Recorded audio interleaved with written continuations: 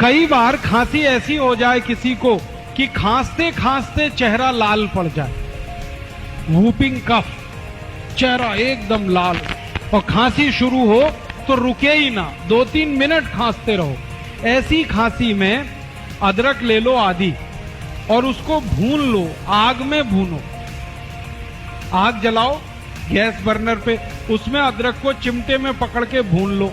जब वो भुन गया तो उसको हल्दी में डाल दो, हल्दी पाउडर, पिसा हुआ हल्दी, तो हल्दी उस पे चिपक जाएगी और वो हल्दी चिपका हुआ अदरक जैसे ही मुंह में रखोगे 1 मिनट में खांसी बंद हो जाएगी, 1 ही मिनट।